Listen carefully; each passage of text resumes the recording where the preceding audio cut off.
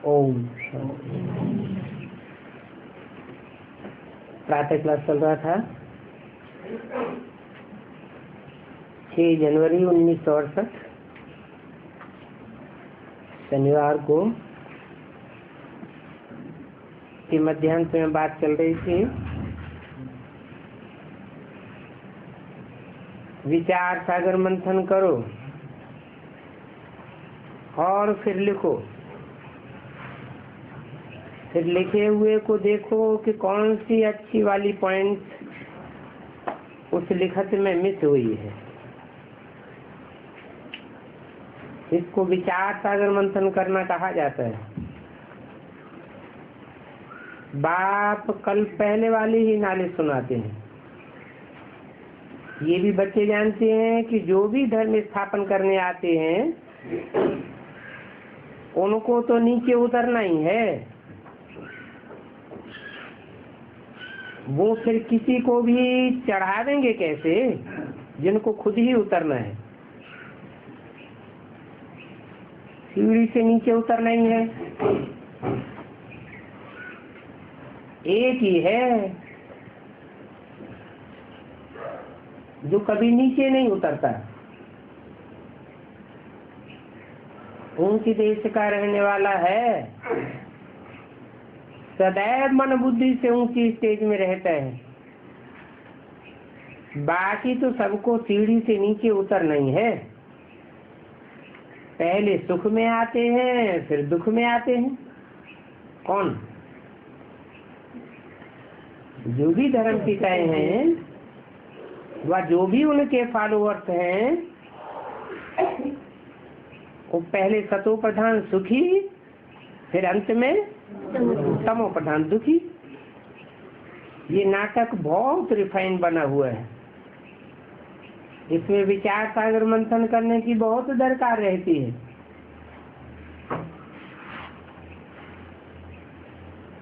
वो धर्म पिताएं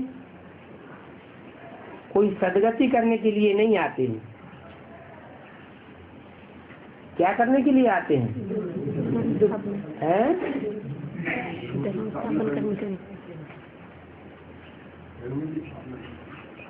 धर्म की स्थापना तो करते हैं लेकिन रिजल्ट क्या निकलता है?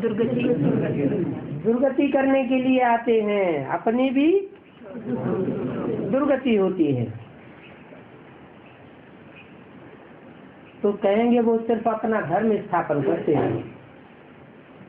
अपनी धारणाएं दूसरों की बुद्धि में बैठाए देते हैं। ज्ञान का सागर तो एक ही है और कोई में भी ज्ञान नहीं है। ड्रामा में सुख और दुख का खेल तो सभी के लिए है। दुख से भी सुख जागती है। किसके लिए? सभी के लिए। ड्रामा में दुखों के मुकाबले सुख जागती है, परंतु तुम बच्चों के लिए औरों के मुकाबले और भी जागती है। दूसरे धर्म की आत्माएं एवरेज आधा सुख आधा दुख, और तुमको 3 हिस्सा सुख मिलता है और 1 हिस्सा दुख मिलता है। ड्रामा में पार्ट बजाते हैं तो जरूर कुछ तो सुख होना चाहिए। बाप आते हैं कोई दुख थोड़े ही स्थापन करेंगे। उनको कहा जाता है सुख का सागर। बाप तो सभी को सुख देते हैं। विश्व में शांति हो जाती है। इस दुखधाम में तो शांति हो ही नहीं सकती।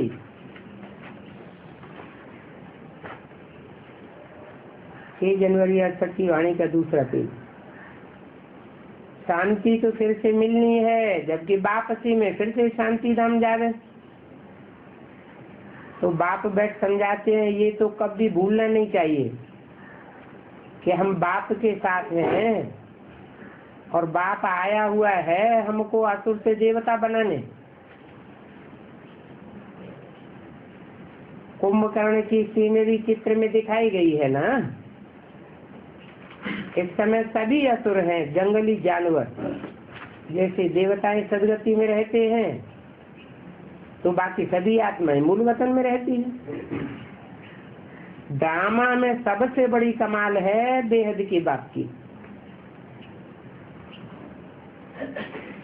तुमको एकदम पारिजात बनाए देते हैं। तुम पढ़ाई से परी बनते हो। ये बहुत समझने और विचार सागर मंथन करने की बातें हैं। भक्ति मार्ग में तो कुछ भी समझ नहीं है, सिर्फ मालाएं बैठ समिरण करते हैं।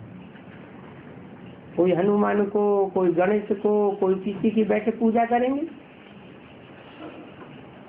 अब उनको याद करने से तो कोई फायदा ही नहीं। बाप ने समझाया इस समय के मनुष्य सभी जानवरों की मिसल है।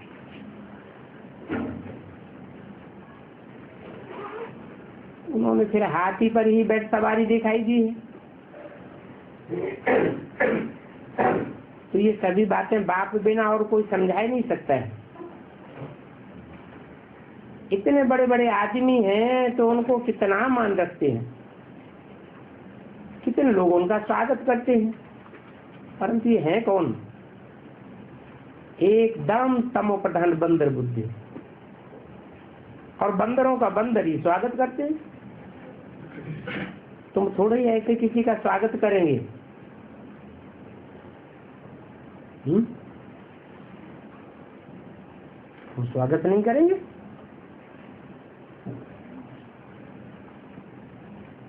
किसकी बात बताइए?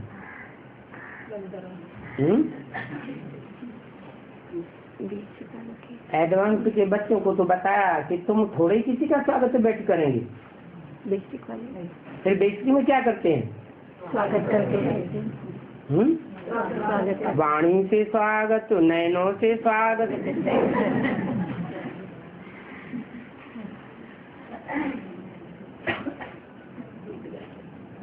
क्योंकि तुम तो जानते हो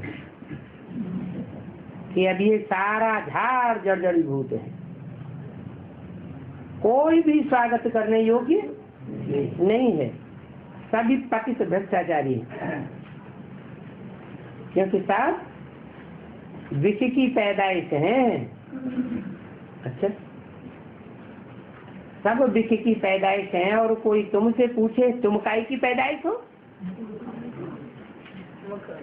तो क्या जवाब देंगे? हम तो ब्रह्मा के मुख की पैदाइश हैं।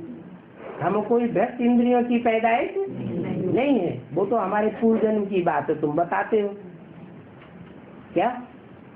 पूर्व जन्म की बात तो भूल जानी चाहिए। और तो सब मूत पलीती हैं। तुमको पता है कि मूत से भी चीजें पैदा होती हैं।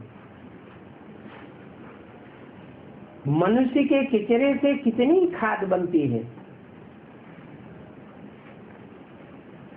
परंतु वहां नई दुनिया में तो ऐसी बातें होती नहीं है। वहां पर तो नेचुरल फर्स्ट क्लास बहुत मीठी मीठी चीजें निकलती हैं। तो तुम बच्चों को ये फीलिंग आनी चाहिए कि स्वर्ग में तो गंदगी की कोई बात नहीं हो सकती। तभी तो बाप कहते हैं तुम तो पद्मा पदमपति बनते हो। सुदामा पदमपति बना था ना।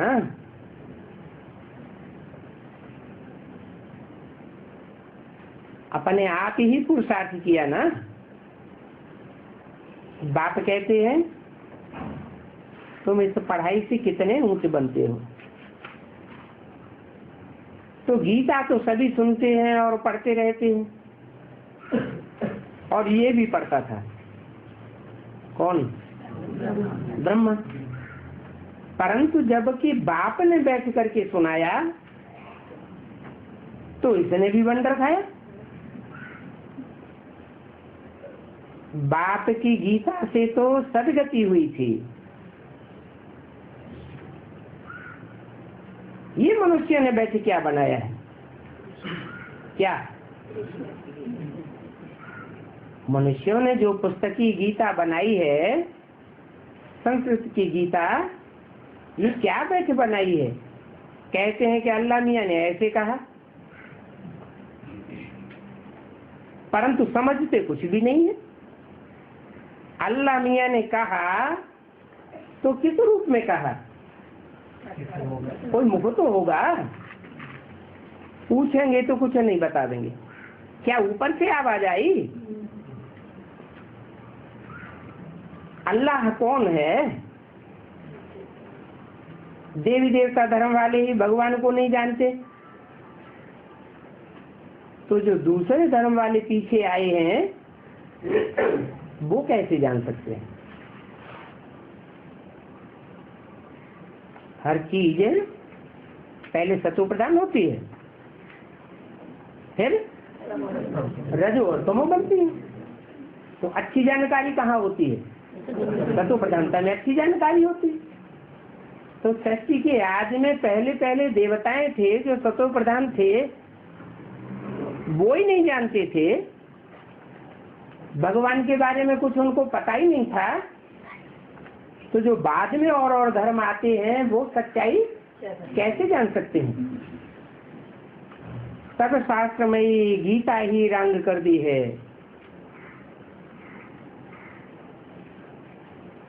गीता को सब शास्त्रों का शिरोमणि माना जाता है और उसमें नाम डाल दिया है साकार कृष्ण का।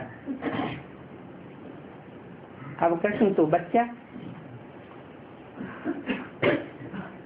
बाप का नाम ही उड़ा दिया। तो जब गीता का ही ये हाल कर दिया है तो बाकी शास्त्रों का क्या हाल होगा? बाप ने तो तुम बच्चों को सुनाया है, जो सत्य सुनाया है वो प्रायः लोप हो गया है। प्रायः लोप हो गया, माना कुछ न कुछ बचा है। कहाँ बचा है? शास्त्रों में ही कुछ न कुछ तो सच्चाई है। अभी तुम बाप से सुन करके पढ़ करके देवता बन रहे हो। वो शास्त्रों में भी जो सच्चाई है, जो सार है, वो बाप आकर के सुनाते हैं। पुरानी दुनिया का हिसाब किताब तो सबको चुकचू करना है। फिर आत्मा पारक बन जाती है। इनका भी कुछ हिसाब किताब होगा तो चुकतू होगा। हम भी पहले पहले जाते हैं, पहले पहले आते हैं।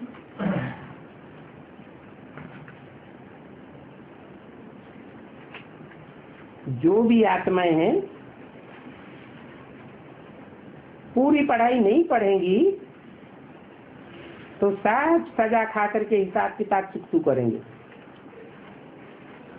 परंतु इन बातों में हमको जागती नहीं जाना है, इन बातों में कि कौन कितनी सजा खाएगा। पहले तो निश्चय कराओ, सर्व का सदगति दाता बाप टीचर गुरु एक ही है, और जो एक है सर्व का सदगति दाता है वो साकारी नहीं है। वो कभी भी साकार बंधन में बंधने वाला नहीं है। कोई साकार में उसका अटैचमेंट नहीं होता है, इसलिए वो सर्व का सदगति दाता है। और बाकी सब दुर्गति दाता है। क्यों? चाहे कितने भी बड़े से बड़े हों, इब्राहिम, बुद्ध, क्राइस्ट, गुरु नानक, विवेकानंद हों, सब के सब साकार के बंधन में, संग के रंग में आने वाले हैं। वो एक है जो कोई के संग के रंग में नहीं आता है। सिर्फ संग के रंग में नहीं आता है, कुछ और भी करता है। खुद संग के रंग में भी नहीं आता और अपना संग का रंग सबको लगा के जाता है। सब आत्माएं कुछ न कुछ निराकारी स्टेज को धारण करती है। तो वो अशरीरी है और जो भी आत्माएं हैं सब शरीर धारण करने वाली है, गर्भ से जन्म लेने वाली है। अब देखो तुम्हारी आत्मा में कितना ज्ञान है और जो ज्ञान का सागर है, सुख का सागर है, शांति का सागर है, उनकी कितनी महिमा है। और वो है आत्मा ही। क्या जिसकी महिमा है वो भी आत्मा है, लेकिन तुरीय आत्मा है और सबकी तरह नहीं है। आत्मा ही आकर के इस शरीर में प्रवेश करती है। जैसे और आत्माएं प्रवेश करने योग्य हैं, वैसे वो सुप्रीम सोल भी प्रवेश करता है। सिवाय परमपिता परमात्मा के और कोई भी आत्मा की महिमा नहीं करेंगे। और सभी शरीरधारियों की महिमा करेंगे क्या? ये है सुप्रीम आत्मा। बिगर शरीर की महिमा सिवाय एक निराकार बाप के और कोई की नहीं है। निराकार बाप की महिमा बिगर शरीर हो जाती है क्या? नहीं होती है। वो भी निराकार जब ज्योति बिंदु साकार में आवे तब ही तो महिमा होती है। फिर क्यों कहा बिगर शरीर की महिमा सिवाय एक निराकार बाप के और कोई हो नहीं सकती? ऐसे क्यों कहा? हाँ, वो शरीर में आते हुए भी निराकारी स्टेज धारण करता है। कृष्ण की तो ये महिमा हो ही नहीं सकती। क्यों? क्योंकि कृष्ण की आत्मा अंतिम 84वें जन्म में भी साकार शरीर का मोह त्याग नहीं पाती। मोह नहीं त्याग पाती तो सूक्ष्म शरीर धारण करके जिन शरीरधारियों में मोह लगा हुआ होता है उनमें प्रवेश करके फिर पार्ट बजाती। तो देखो आत्मा में ही सब संस्कार हैं। अगर लगाव के संस्कार हैं तो भी आत्मा में है, परंतु जो सुप्रीम सोल है उसमें कोई लगाव का संस्कार नहीं है। कितना ज्ञान का संस्कार है उसमें। संस्कार है भी तो कौन सा? ज्ञान सुनाने का संस्कार है। वो प्यार का सागर, शांति का सागर, तो ये आत्मा की महिमा है, कोई मनुष्य की महिमा नहीं है। और कृष्ण तो पहला नंबर प्रिंस है। प्रिंस है तो जरूर उसका कोई बाप होगा ना। उस बाप में तो सारा नॉलेज है जो आकर के बच्चों को वर्षा देते हैं, इसलिए उनकी महिमा भी गाई जाती है। उनकी महिमा में शिव जयंती मनाते हैं। और तो कोई की भी जयंती हीरे तुल्य नहीं है, एक बाप की ही जयंती हीरे तुल्य है। तो बाप कहेंगे बाप समान बनना है तो अच्छी चलन चलो। अच्छी चलन का चलने के लिए तो मनुष्य समझाते रहते हैं, परंतु अच्छी चलन क्या है वो कोई समझा नहीं सकता। क्यों? क्योंकि कर्म अकर्म और विकर्म की गति बाप ही आकर के बतलाते हैं। अगर मनुष्य को कर्म अकर्म विकर्म की गति सिखला सके तो बाप को इस सृष्टि पर आने की दरकार है ही नहीं। सब मनुष्य मात्र को अपना अपना पायक मिला हुआ है। सबको सतो रजो तमो में आना जरूर है, परंतु एक ही आत्मा ऐसी है जो सतो रजो तमो में नहीं आती, वो सदा शिव है। क्या कहते हैं? सदैव कल्याणकारी।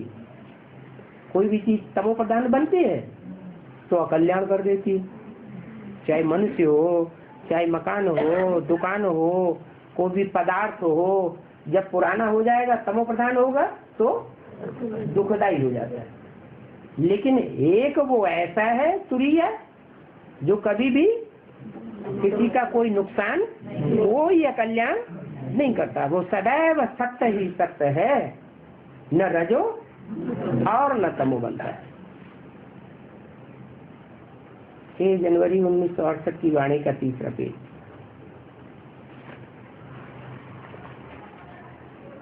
कोई सतो रजो तमो में आते हैं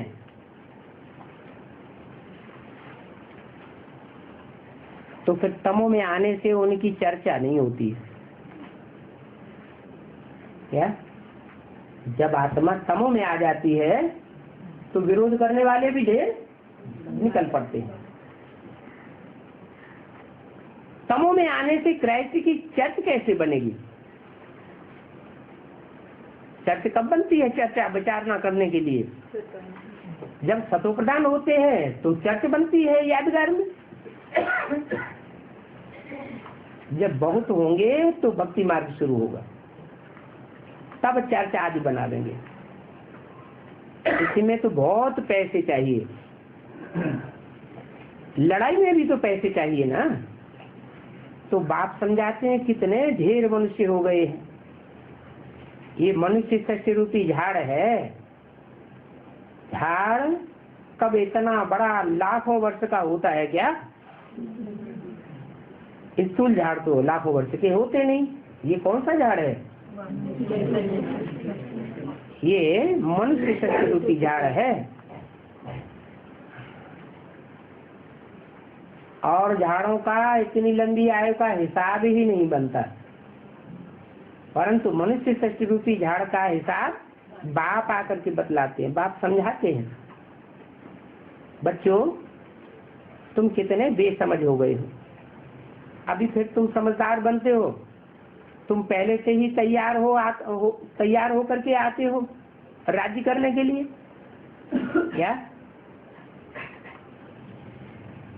उनके राजा बनने में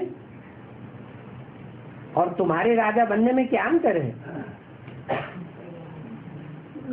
तुम पूर्व जन्म से ही पढ़ाई पढ़कर राजाई की आते हो, फिर राज्य करते हो नई दुनिया में। और वो आते हैं तो आते ही वो धर्म पिता राजाई नहीं स्थापन करते, वो धर्म स्थापन करते हैं। जब लाखों की तादाद हो जाती है तब फिर राजाई की पढ़ाई पढ़ते हैं, परंतु राजाई तो कोई दे न सके। वो धर्म पिता तो अकेले ही आते हैं, फिर उनकी वृद्धि होती है। मैं आता हूं तो अकेला आता हूं क्या? क्यों? 3 मूर्तियों के साथ आता हूं। तो ये मनुष्य सस्य रूपी झाड़ है, इसका फाउंडेशन थुर है। और देवी देवता धर्म है। उनसे फिर 3 तबक्के निकलते हैं,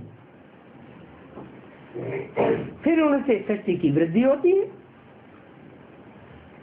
बाद में छोटे छोटे जो मठ पंथ आते हैं उनकी भी कुछ न कुछ महिमा हो जाती है। अरविंद घोष की हिस्ट्री है ना, पांडिचेरी में जाए उन्होंने वेश बदल लिया। क्या? बंगाल से भागा, फिर कहाँ पहुंचा? दक्षिण भारत में पांडिचेरी में पहुंचा। पांडिचेरी मन पांडवों की चेरी, चेरी माना दासी। जो पांडवों की दासी है, जिसकी यादगार में नाम पांडुचेरी पड़ा, वहां जाए करके उसने वेश बदल लिया, फिर अपनी आश्रम जमाई ली। समझा जाता है कि जरूर कोई अच्छी सोल ने प्रवेश किया है। उनका हिसाब किताब ही ऐसा था। परंतु भला अच्छी सोल ने प्रवेश किया, फिर भी तो कोई फायदा तो नहीं हुआ। अरे फिर मिसाल क्यों दिया? जरूर ब्राह्मणों की संग में भी दुनिया में कोई अरविंद है। अरविंद माना कमल का फूल, जो कमल फूल सी समान जीवन बिताने वाला है। त्रिमूर्ति में या विष्णु के चित्र में कमल का फूल भी तो दिखाया है। शंकर को कमलासन पर बैठे हुए दिखाते हैं ना, तो बोला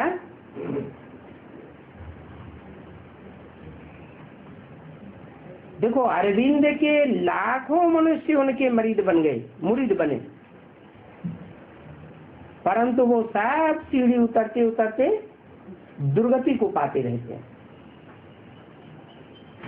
सबको सीढ़ी उतरनी ही है। वो तो जो स्थूल पांडिचेरी है और वहां जाए जमावड़ा बनाने वाला जो अरविंद हुआ हिस्ट्री में, उनकी बात हुई। यहाँ कौन सा अरविंद है जिससे टैली किया है? वो तो सीढ़ी उतरता ही रहा, लेकिन यह तो ये तो सीढ़ी चढ़ता ही जाता है। कौन? जो बेहद का अरविंदो है, उसको सीढ़ी चढ़ना ही है या उतरना ही है? चढ़ना ही है। बाप कहते हैं और तो सबको सीढ़ी उतरनी है। कहेंगे शास्त्रों में ऐसे लिखा हुआ है, परंतु बाप समझाते हैं गीता माई बाप है, और वो गीता ही झूठी हो गई तो और सब शास्त्र जरूर झूठे हो जाएंगे। उनमें फिर क्या होगा? हम कहते हैं गीता पढ़ते पढ़ते दुर्गति को पा लिए है।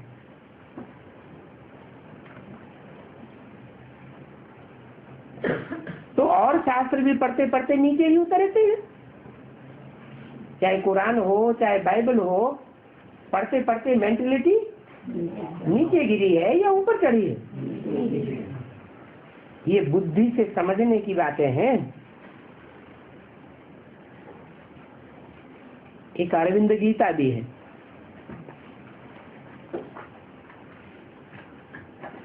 अरविंद गीता पढ़ते पढ़ते भी नीचे गिरी।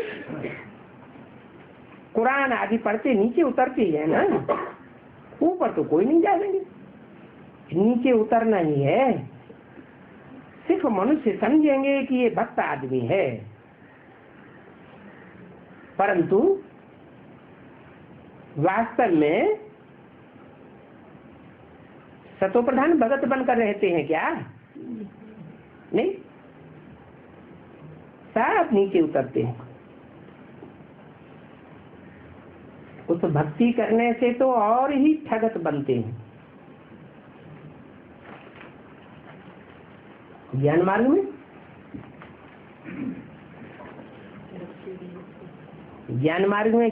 में आने वाले ज्ञान में चलते चलते नीचे नहीं गिरते हैं? गिरते हैं। भक्ति में भी नीचे गिरते हैं, फिर बल नीचे गिरते हैं। परंतु याद की जो सच्ची प्रैक्टिस है उसमें ऊंचे चढ़ते हैं या नीचे गिरते हैं?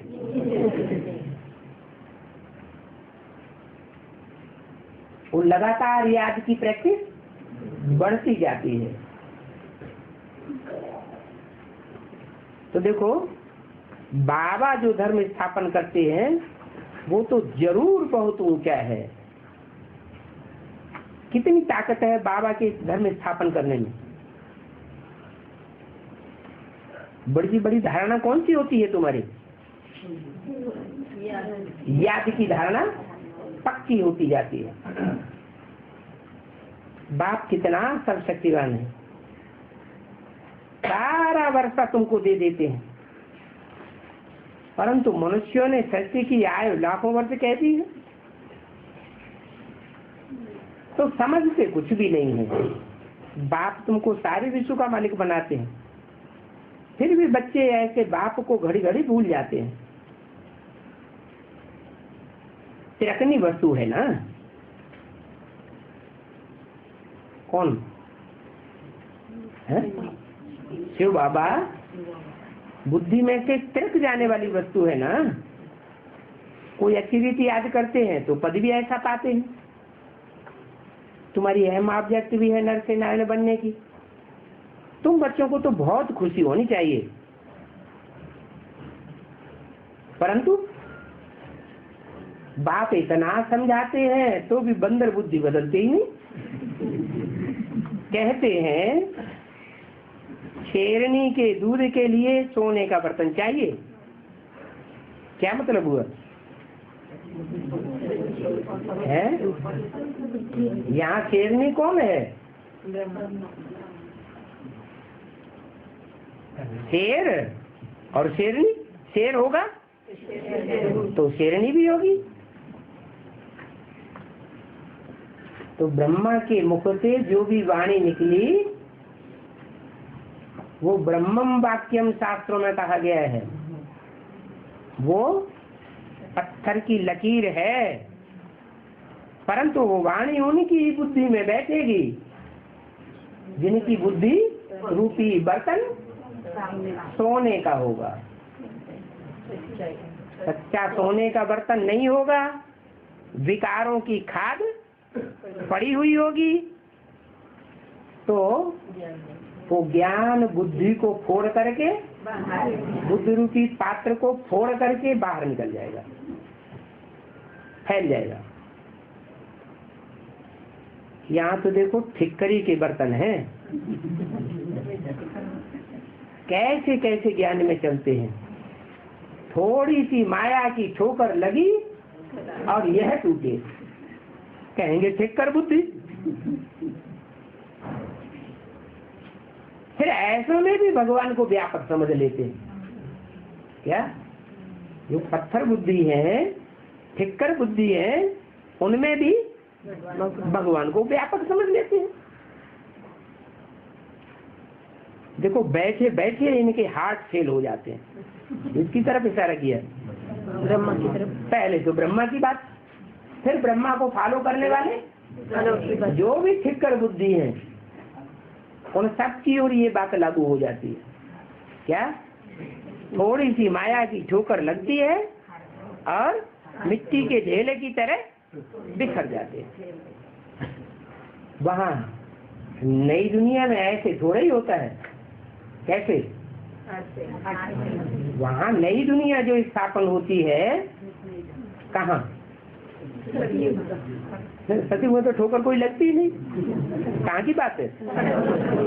संगम युग, स्वर्णिम संगम युग जब होता है, जो नया संगठन तैयार होता है, वहाँ ऐसे थोड़े ही होंगे अनिश्चय बुद्धि जो थोड़ी सी ठोकर लगे और बिखर जाए।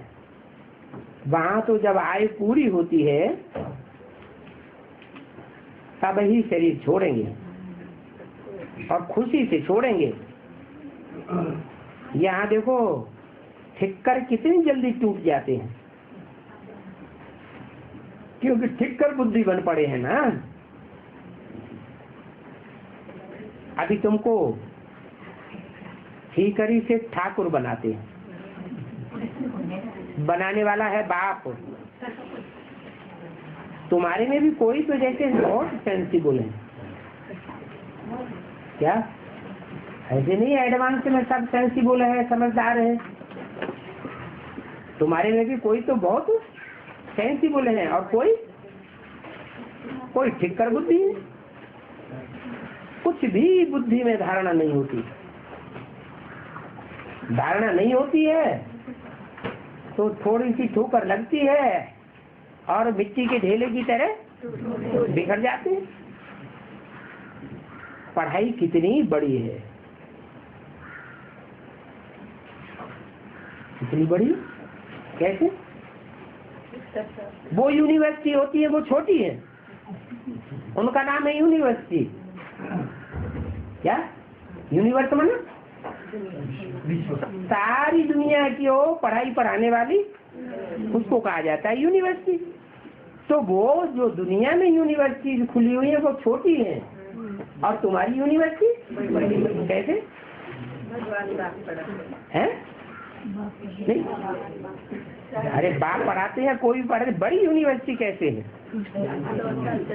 सारी दुनिया की मनुष्य मात्र की जो भी आत्मा है सब आकर इस यूनिवर्सिटी में कुछ न कुछ पढ़ाई पढ़ती जरूर है।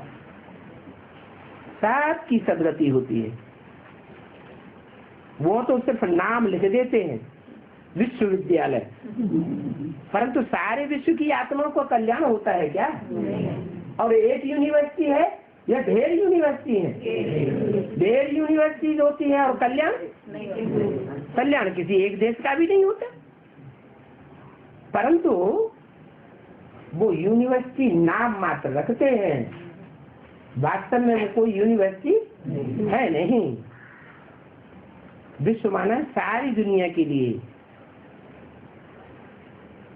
जो यूनिवर्सिटी हो उसको कहें यूनिवर्सिटी।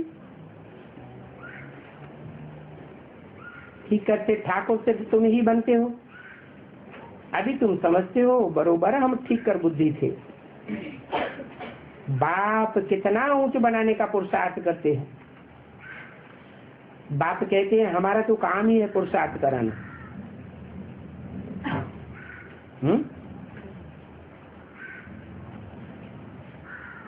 बाप का काम है पुरुषार्थ कराना या करना? कौन से बाप का काम है पुरुषार्थ कराना? बाप तो बेहद के दो हैं, जिसे हम कहते हैं शिव बाबा। बाबाएं तो दुनिया में ढेर होते हैं। जो भी बाबाएं होते हैं वो सब साकार शरीरधारी होते हैं, लेकिन ये शिव बाबा है। जिसको हम शिव बाबा कहते हैं वो ही पुरुषार्थ कराने वाला है। अगर उसमें से शिव निकाल दे और सिर्फ बाबा रह जाए तो कोई भी बाबा कहलाने वाला पुरुषार्थ नहीं करा सकता। पुरुष माना आत्मा, अर्थ माना माने आत्मा के कल्याण के लिए कोई कुछ नहीं कराता। सब किसके लिए कराते हैं? देह का कल्याण करने के लिए, एक जन्म के लिए कराते हैं। पढ़ाई पढ़ावेंगे तो भी एक जन्म की, एक शरीर से कनेक्टेड जो भी पढ़ाई है वो कल्याण कराते हैं। तो देखो बाप ऐसा पुरुषार्थ कराते हैं जो राजधानी में नंबरवार पास होंगे। जितनी पढ़ाई पढ़ेंगे उतने ही पास मार्क्स मिलेंगे। फिर भी तारना सबकी करते हैं, माना कोई ऐसा नहीं रहता जो इसे बिछड़ रह जाए नदी में डूब जाए। कोई रहता है? एक जन्म लेने वाली आत्मा होगी वो इसे विषय रहते हैं नदी में नहीं रह जाएगी, ये जाकर के नया जन्म लेगी। सबको एक जन्म की कम से कम सदगति जरूर मिलती है। बाप को तरस तो पड़ता है ना। रूहानी बाप है, किसका बाप है? रूहों का बाप है। ज्ञान में आने के बाद विकार में गिरते हैं। फिर क्या होता है? अगर ज्ञान में आते हैं और ज्ञान में आने के बाद भी माने विपरीत, कार माने कर्म, विकार, जो श्रीमत है उसे श्रीमत के बरखिलाफ कर्म करके भोग भोगते हैं तो रिजल्ट क्या होता है? ऐसे भोग भोगने वालों का ऊंच पद पाना बहुत मुश्किल है। सदगुरु की निंदा कराने वाले फिर सदगुरु को क्या करना होता है? सदगुरु उनको ऊंच ठौर दे न सके, वो गुरु लोग अपने ऊपर ले लेते हैं, वो भी सुनाते हैं सदगुरु निंदक ठौर न पावे। अब उनसे पूछो तुम्हारे पास कौन सा ठौर है? मठपंथ बना लिया वो ठौर है। किसी को चेला बना लेंगे, खुद मर जाएंगे, फिर चेला क्या बन जाएगा? गुरु बन जाएगा। वो भी वही धंधा करेगा। तो यही ठौर देते हैं क्या? उसका दुनिया में कोई गायन है? बाप जो ठौर देते हैं वो ठौर का तो दुनिया में गायन है, सब धर्मों में गायन है। क्या? सिमरन है। क्या? माला। हर धर्म में माला सिमरी जाती है और माला के मणके स्मरण करते हैं। किसकी यादगार है? नंबर बार ऊंच पद पाने वालों की यादगार मणके हैं। कोई ने ऊंचे मणके का पद पाया और कोई ने नीचे मणके का पद पाया। क्या हुआ? जितना सदगुरु की निंदा कराने वाला बना उतना नीच माला में और नीच मणका बनता। रुद्रमाला 500 करोड़ की भी तो है। 500 करोड़ की माला में कोई सबसे जास्ती नीचे गिर जाए तो क्या साबित होगा? तो उसने बहुत ही गिलानी की। तो ये बात यहाँ की है। क्या? सदगुरु निंदक ठौर न पावे। सबसे कड़ा है काम महाशत्रु। बच्चे जन्म पत्री भी बताते हैं। बाबा कहते हैं अगर नग्न हुए हो तो बताओ, बताएंगे तो हल्के हो जाएंगे। क्या? नहीं बताएंगे तो भारी होते जाएंगे। सत्य तो बिठूना। सच्चा पोता मिल देंगे तो दिल अंदर हल्के होने से नाचते रहेंगे। बाकी थोड़ा बहुत है जो रह जाएगा, बताने से आधा माफ हो जाता है और न बताने से 100 गुना बोझ चढ़ता रहता है। तो जो कुछ थोड़ा बहुत है वो योग बल से कटता जाएगा। मुख्य है ही याद का बल, जिससे पाप कट जाएंगे। याद की प्रैक्टिस करते करते क्या होगा? ये शरीर भी भूल जाएगा। याद की प्रैक्टिस करते करते शरीर कैसे भूल जाएगा? निराकार को याद करने से शरीर भूल जाएगा या साकार को याद करने से शरीर भूल जाएगा? फिर साकार में निराकार करने को याद करने को बोला है? साकार भी साथ में है तो साकार ही बनेंगे ना। क्यों?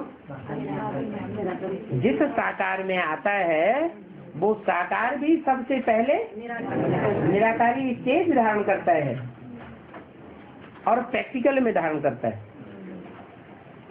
क्या? प्रैक्टिकल में वो ज्योति बिंदु वो तो 5000 साल परम धाम में रहता है, लेकिन प्रैक्टिकल में निराकार कहा जाएगा। क्या? प्रैक्टिकल कहा ही जाता है शरीर के साथ। ये पुराना शरीर है, तो पुराने शरीर को अब क्या करेंगे? सब तमो प्रधान हो गए। कोई भी झाड़ की इतनी बड़ी कब आयु सुनी क्या?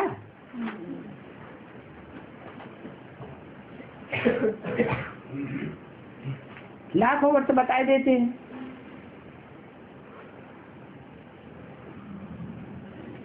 परंतु मनुष्यों की बुद्धि ऐसी हो गई है जो सब बातों में हाँ हाँ करते रहते हैं।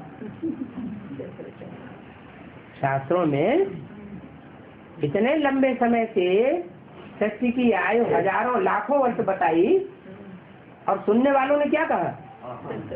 सत्यवचन महाराज। कोई ने कहा कि ये नहीं हो सकता। वो देखो सुनाने वाले शास्त्रों की अथॉरिटी बने हैं, उनको कितना नशा रहता है। क्या है? शास्त्रों की अथॉरिटी, ईश्वरीय ज्ञान की अथॉरिटी नहीं है, तो उनको कितना नशा रहता है। और तुम लिमिटेड की अथॉरिटी हो या अनलिमिटेड की अथॉरिटी हो। शास्त्र पुस्तकें होती हैं, उनमें बंधा हुआ ज्ञान है या अनलिमिटेड ज्ञान है?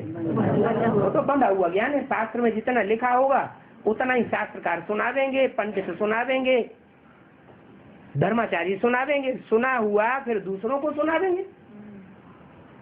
कोई नई बात तो नहीं बता देंगे। और यहाँ बाप तो अनलिमिटेड ज्ञान सुनाते हैं। इस ज्ञान को पुस्तकों में बांधा नहीं जा सकता।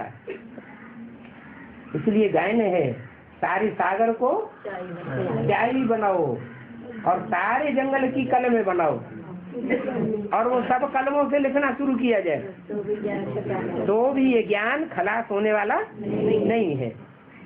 बात में से बात, बाल में से खाल निकालते चले जाओ, कितने भी प्रश्नोत्तर करते जाओ, सब प्रश्नों का समाधान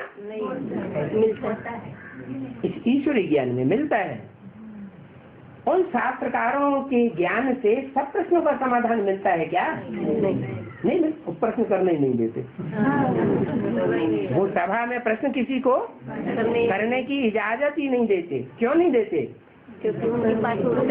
क्योंकि अंदर से चुपचारा बैठा हुआ है, कहीं कोई बात का जवाब नहीं दे पाया तो है? तो हम शास्त्र पढ़ पढ़ के अथॉरिटी बन जाएं ताकि हमको कोई दबाए न सके। तो उनको देखो कितना नशा रहता है? और तुमको कहाँ बेहद का नशा? आज करता है कल उतर जाता है। बेहद का नशा रहना चाहिए तुमको, लेकिन रहता है उनको। बाबा कहते हैं ये तो जो अपने को ईश्वर कहलाते हैं ये बड़े बड़े हिरण्यकश्यप हैं। क्या हिरण्यकश्यप माने? जो शक्ति शक्ति सोने जैसी आत्माएं हैं, उनके अंदर जो तेज है सच्चाई का, उस तेज को ही पी जाते हैं। माने प्योरिटी को ये खत्म करने वाले हैं। सन्यासियों के लिए बोला, सन्यासी जब खाना खाते हैं तो सारी थाली ही चाट जाती है। क्या नाम क्या रखा उसका? था ली। था माने था। नदी गहरी होती है, समंदर गहरा होता है, तो उसकी था लेते हैं। तो ऐसे ही वो सारी थाली चाट जाते हैं, साफ कर देते। ये अपन को ईश्वर कहलाए, अपनी पूजा बैठ कराते हैं। क्या ये नहीं कहते कि ईश्वर कोई और है? एक तरफ कहते हैं अकर्ता है, अभोक्ता है, निरंजन है, निराकार है, और दूसरी तरफ फिर अपने को से वो हम कह देते। बेहद में थाली चाट रहे होंगे तो नीचे गिर रहे होंगे। हद में भी तो बेहद में भी।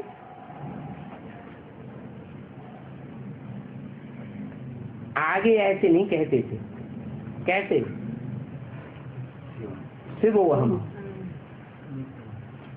आगे कहते थे हम उसकी रचना और उसकी उस रचयिता और रचना को नहीं जानते। नेति नेति कहते थे, हम उसके आदि मध्य अंत को नहीं जानते। अब क्या कहते हैं? हम ही शिव हैं, ब्रह्मास्मि, हम ही ब्रह्मा हैं।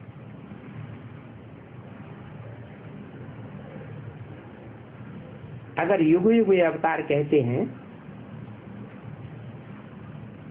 गीता में क्या लिखा है? संभवामि युगे युगे, तो भी 4 युग है ना, तो 4 युगों में कितने अवतार होने चाहिए? 4 अवतार होने चाहिए। उन्होंने कितने बनाई दिए? 24 अवतार बनाई दिए। और फिर कहते हैं पत्थर ठिक्कर भिक्कर कण कण में है, तो कितने अवतार हो गए? तो तुम्हारे ही नहीं उनके।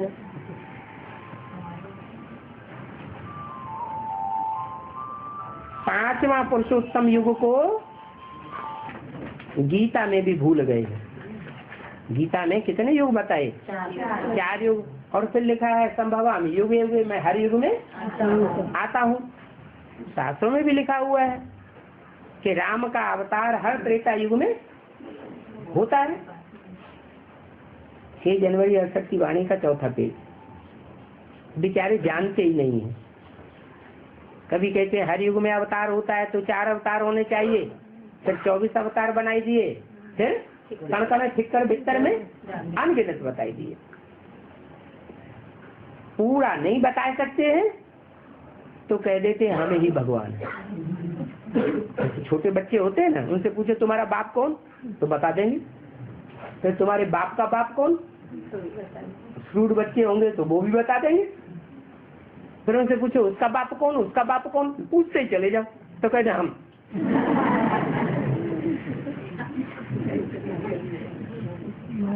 इसलिए ऐसे हिरण्यकश्यप झूठ बोलने वालों को दिखाते हैं कि थंब से नरसिंह निकला। क्या? थंब माना खंभा, जिस खंबे के ऊपर सारा मकान सदा हुआ होता है। ये सच्ची रूपी मकान कहो, सच्ची रूपी झाड़ कहो,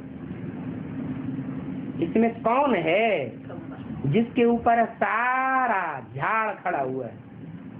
खंभा कौन है? जो आज से अंत तक सीधा गया है। देवी देवता सनातन धर्म का मूल बीज। तो कहते हैं थंब से नरसिंह निकला। तो खंबे से कौन निकल पड़ा? नर के रूप में शेर निकल पड़ा। ऐसा चित्र दिखाते हैं ना। शेर ने फिर क्या किया? ऐसे हिरण्यकश्यपों का पेट फाड़ डाला। कोई बात का जवाब तो आता नहीं। इधर तो बातें सच्ची है और उनकी सारी बातें झूठी साबित होती जाती हैं। कोई जवाब दे नहीं पाते तो बुजुर्गों पेट फट जाता है। बेसिक नॉलेज में क्या हुआ है? जवाब नहीं दे। बेसिक नॉलेज में भी ब्रह्मा के बुद्धि रूप पेट का क्या असर हुआ? बुद्धि रूपी पेट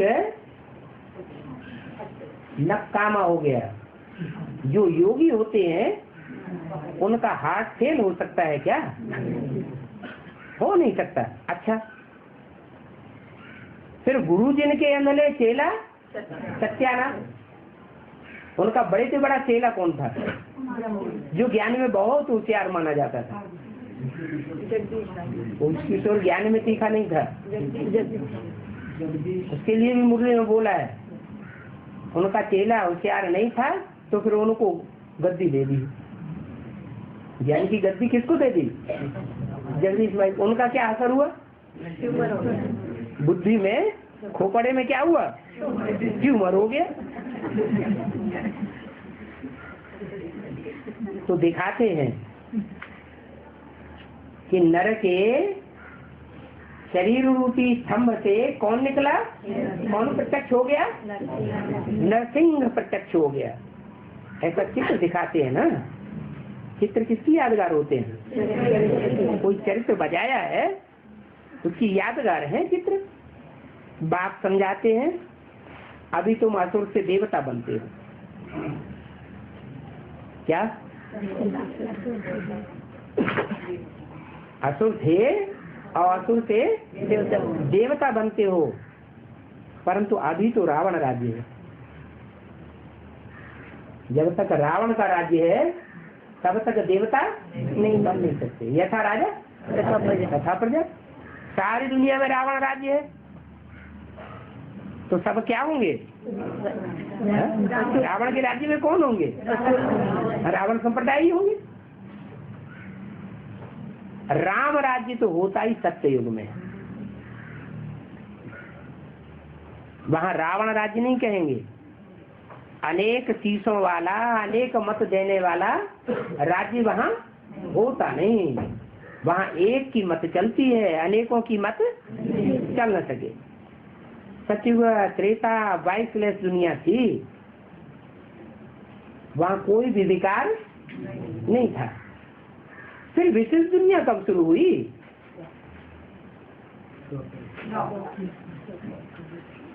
ये कैसे हो गई, हाँ कैसे हो गई दो पूर्व, नहीं देवताएं भी जो सुख भोगते थे वो कैसे सुख भोगते थे तो आत्माभिमानी, परंतु सुख आत्मा से ही भोगते थे या देह के द्वारा भोगते थे, देह के द्वारा सुख भोगते भोगते देवताएं भी नीचे गिर गई, आत्म की स्थिति छूट गई और देवान में आ गए। तो ये विशिष्ट दुनिया कब शुरू हुई ये किसी को पता नहीं है। आधा टाइम आत्म की स्थिति की दुनिया और आधा टाइम देवान की दुनिया चलती है। तो देखो साहब बिल्कुल तुच्छ बुद्धि बन पड़े हैं। अभी तुम नॉलेज पा करके आज मध्य अंत को जान गए हो। बाप को नॉलेजफुल कहा जाता है, कहते हैं गॉड इज नॉलेजफुल, परंतु गॉड के अंदर क्या नॉलेज है वो जानते ही नहीं है। तुमको अब वह नॉलेज मिल रही है। भाग्यशाली रथ तो जरूर चाहिए, किस बात के लिए, वो ज्ञान सागर बाप जो तुमको नॉलेज दे दे, सदगति हो, उसके लिए क्या चाहिए, रथ जरूर चाहिए। जो रथ चाहिए उसका नाम भाग्यशाली रथ है। माना भगवान जिस रथ को धारण करे तो वो रथ भाग्यशाली रथ हुआ। फिर ब्रह्मा का रथ भाग्यशाली कहा जाए या न कहा जाए, क्यों नहीं कहा जाए, है भाग्यशाली रथ वो जो आदि से अंत तक भाग्यशाली का ही पार्ट बजाए, दुर्भाग्यशाली का पार्ट न बजाए। बाप कहते हैं मैं साधारण तन में आता हूँ, आता तू भाग्यशाली रथ में हूँ, परंतु साधारण तन में आता हूँ, तब ये भाग्यशाली बनते हैं। अरे साधारण तन में आने से भाग्यशाली बनते हैं,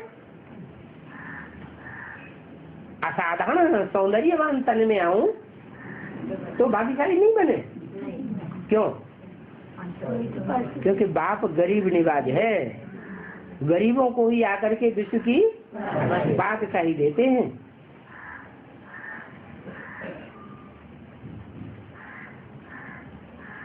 इसका मतलब जो भाग्यशाली रथ कहा जाता है वो पहले भाग्यशाली था या फिर भाग्यशाली था। गरीबों को क्या कहेंगे, गरीब वो कहेंगे दुर्भाग्यशाली। अरे भाग्य किन बातों से कहा जाता है, तन सुंदर हो तन के संबंधी भी उच्च कोटि के हो, उसके पास धन भी बहुत कुछ हो, सब प्रकार के सुख हो, तो उसको कहते हैं भाग्यशाली। तो जो भाग्यशाली व्यक्ति होता है वो जन्म से ही भाग्यशाली होता है या जन्म से दुर्भाग्यशाली होता है? लौकिक जन्म से वो रथ पहले क्या होता है? पहले दुर्भाग्यशाली होता है, साधारणतः वो बनता है और फिर बाद में दुर्भाग्यशाली से भाग्यशाली बन जाता है। तो बाप कहते हैं ये भाग्यशाली बनते हैं, नहीं तो पहले दुर्भाग्यशाली थे। चारों चित्रों में से कौन सा चित्र है जिसमें दुर्भाग्यशाली दिखाया गया? सीढ़ी के चित्र में कांटों की सैया पर दुर्भाग्यशाली का चित्र रखा हुआ है, कांटों की सैया पर पड़े हुए हैं। क्या सब कोई क्या लगाते रहते हैं? कांटा लगाते रहते हैं, कोई बात मानता ही नहीं। समूह प्रधान दुनिया में वास्तव में सभी दुर्भाग्यशाली हैं, ऐसे तो कोई भी सौभाग्यशाली नहीं है।